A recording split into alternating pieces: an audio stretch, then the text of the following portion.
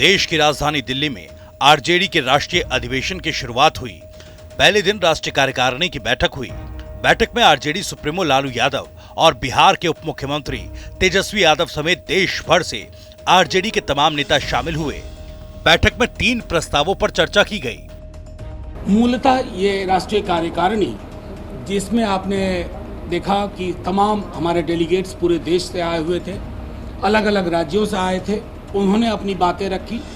3 महत्वपूर्ण प्रस्ताव, राजनीतिक प्रस्ताव, जिसका बहुत महत्व है आज के दिन में, जब देश को एक अंधे कुएं में ले जाया जा रहा है। ले जाया जा चुका है। विदेश नीति, जहां ढुलमुल रवैया है, और आर्थिक प्रस्ताव, जहां सरकार के पास न कोई सोच है, न समझ है, न कोई ब्लूप्रिंट। इन तीनों के मद्देनजर राष्ट्रीय जनता दल ने, हमारे अलग अलग सहयोगियों ने अपनी बातें रखी, जो दल की बातें थी। उस पर फिर प्रस्ताव के समर्थन में लोग आए और एक विशद चर्चा, मैं समझता हूं कि कल उसका कल्मिनेशन होगा, जब हम ओपन अधिवेशन में, खुले अधिवेशन में उन प्रस्तावों को स्वीकृति देंगे और आगे का खाका तैयार करेंगे। आरजेडी की राष्ट्रीय स्तर की बैठक में बिहार के प्रदेश अध्यक्ष जगदानंद सिंह गैर मौजूद रहे, जिससे राजनीतिक गलियारों में तमाम सवाल खड़े हुए। जगदानंद की नाराजगी को लेकर पहले ही इस बात का अंदेशा जताया जा रहा था, लेकिन आरजेडी ने साफ कहा कि वो हमारे साथ थे, हैं और रहेंगे। फिजिकली यहाँ आए या ना आए, अभिभावक हैं, हमारे तमाम साथियों, हमारे राष्ट्रीय अध्यक्ष के साथ अन्योन्याश्रय संबंध है। उनकी आज की गैर मौजूदगी उनकी हमेशा की मौजूदगी पर सवाल नहीं खड़ी कर सकती। ये स्पष्ट मानिए। उनकी गर्माहट, सब निर्णय उनके साथ मिल बैठ करके लिया है, और तेजस्वी जी का एक बहुत ही विलग उनके साथ रिश्ता है। आज वो कतिपय कारणों से अगर ना आए, आपको मैं लिख के देता हूँ, वो हमारे बीच थे, हमारे बीच हैं और हमारे बीच रहेंगे। राष्ट्रीय जनता दल की राष्ट्रीय कार्यकारिणी की बैठक में जमकर हंगामा भी हुआ। आरजेडी नेता और बिहार के मंत्री तेज प्रताप यादव ने आरजेडी के राष्ट्रीय महासचिव श्याम रजक पर गंभीर आरोप लगाए। साथ ही कहा कि मैं ऑडियो सोशल मीडिया पर अपलोड करूंगा। श्याम रजक ने हमें गंदी गंदी गालियां दी। जब हमने कल कार्यक्रम के बारे में यहाँ पूछा, हमने टाइमिंग पूछा कि आप टाइमिंग बताइए, तो हमारे पीए को साला, हमारी बहन को गाली देने का काम किया श्याम रजक ने। वो ऑडियो भी है जो कि हम अपने पेज से डालेंगे और पूरी बिहार की जनता को सुनाएंगे। ऐसे आरएसएसी को, ऐसे भाजपाइयों को संगठन से हमने समय पूछा, हमने टाइमिंग पूछा, इसने हमको गाली निकल गया। जगदानंद सिंह भी नहीं आया। कोई गाली सुनने के लिए यहाँ बैठेगा क्या? किसने गाली दिया? किसने? श्याम रजक ने मुझे गाली दी। Thank you. तेज प्रताप के द्वारा लगाए गए आरोप पर आरजेडी के राष्ट्रीय महासचिव श्याम रजक ने कहा कि मुझे इस मामले में कोई भी टिप्पणी नहीं करनी। वो समर्थ हैं, कुछ भी कह सकते हैं। मुझे उस पर कोई टिप्पणी नहीं करना है। एक ही लाइन में कहता हूँ, समर्थ के होत न कोई दोष को साई। जो सामर्थ्यवान व्यक्ति होता है उसको कुछ भी कहने का अधिकार है। मैं एक दलित समाज से हूँ, मेरा भतीजा डेथ कर गया, वैसे ही दुखी हूँ। मैं दलित समुदाय से हूँ। दलित तो बंधुआ मजदूर होता है, तो बंधुआ मजदूर हूँ, तो सामर्थ्यवान है। जो भी कुछ कर रहे हैं वो सामर्थ्य के आधार पर कर रहे हैं। जमीन के बदले नौकरी घोटाले मामले की आंच अब बिहार के उप मुख्यमंत्री तेजस्वी यादव के निजी सचिव संजय यादव तक पहुंच गई है। सीबीआई ने संजय यादव से दिल्ली में कई घंटों तक पूछताछ की। ठीक एक दिन पहले ही सीबीआई ने आरजेडी सुप्रीमो लालू यादव, राबड़ी देवी समेत 14 के खिलाफ चार्जशीट दायर की थी। चुनावी रणनीतिकार प्रशांत किशोर अब धीरे धीरे बिहार की राजनीति में सक्रिय होने की कोशिश कर रहे हैं। अपनी जन स्वराज पदयात्रा के दौरान वो लगातार बिहार सरकार के खिलाफ हमला बोल रहे हैं।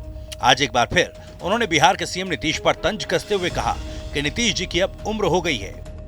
नीतीश जी पर अब धीरे धीरे उम्र का असर दिखने लगा है। उनके वक्तव्यों में, उनके कार्यकलापों में वो बोलना कुछ शुरू करते हैं, बोल कुछ जाते हैं। अब आप ही देखिए, उन्होंने कहा कि मैं भाजपा के एजेंडे पर काम कर रहा हूँ, और उसी के साथ ये भी कह दिया कि मैंने उनको कहा कि आप कांग्रेस में अपने दल का विलय कर दें। दोनों बात तो कैसे संभव है? अगर मैं भाजपा के एजेंडे पर काम कर रहा हूँ तो मैं कांग्रेस को मजबूत करने के लिए क्यों कहूँगा कि जदयू कांग्रेस में मर्ज कर जाए, और अगर दूसरी बात सही है तो पहली बात सही नहीं होगी। तो ये उम्र का असर है।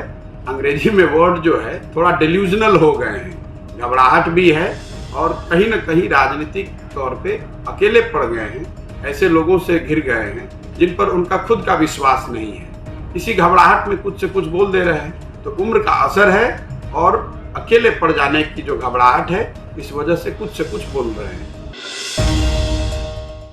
प्रशांत किशोर के बयान के बाद जेडीयू के राष्ट्रीय अध्यक्ष लल्लन सिंह ने कहा कि प्रशांत किशोर अलग अलग राज्यों में अलग अलग धंधा करते हैं।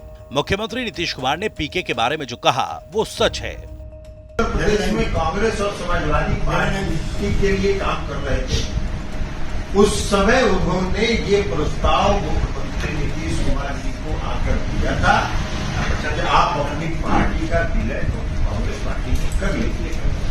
हम भी उपस्थित हैं। मुख्यमंत्री जी ने कहा कि आप क्या बात कर रहे हैं, हम कैसे अपनी पार्टी का विलय करने जाएंगे कांग्रेस पार्टी में? आप काम करना है कांग्रेस पार्टी का, काम करिए। उस समय प्रशांत किशोर कांग्रेस के लिए उत्तर प्रदेश के चुनाव में तो दुनिया सब जानती है, उत्तर प्रदेश के चुनाव में कांग्रेस और समाजवादी पार्टी का गठबंधन कर रहा है। मुख्यमंत्री हेमंत सोरेन को चुनाव आयोग द्वारा भेजे गए पत्र की जानकारी लेने के लिए झारखंड मुक्ति मोर्चा ने अब सूचना के अधिकार कानून का सहारा लिया। झामुमो महासचिव विनोद पांडे ने राजभवन के जन सूचना पदाधिकारी को इसके लिए आवेदन दिया। इस पत्र में कहा गया कि मुख्यमंत्री के संबंध में चुनाव आयोग द्वारा भेजे गए पत्र के संबंध में जानकारी मुहैया कराएं। गोड्डा से बीजेपी सांसद निशिकांत दुबे ने देवघर में मनरेगा योजनाओं में अनियमितता का गंभीर आरोप लगाया।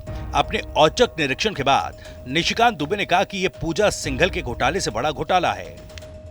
मामला है वो छोटा है, झारखंड में सबसे बड़ा मामला जो है देवघर में दिखता है। आज मैंने निगरानी कमेटी के चेयरमैन के नाते सोना राय ठाड़ी के ठाड़ी लपड़ा पंचायत का दौरा किया, और मैंने अचानक दौरा किया था और मैंने वीडियो से पूछकर दौरा किया कि कौन सा पंचायत नजदीक है दुमका के, उसमें मैं जाना चाहता हूं। बिना किसी पूर्व सूचना के मैं गया था। उन्होंने मुझे 200 योजना चल रही है उस पंचायत में, 200 योजना का लिस्ट दिया। उसमें से मैंने उन्हीं की योजना में से 3 को टिक किया कि मुझे देखना है। सभी डोभा है और एक ट्रेंच का था, न ट्रेंच कटा हुआ है, कहीं भी मनरेगा का बोर्ड नहीं है।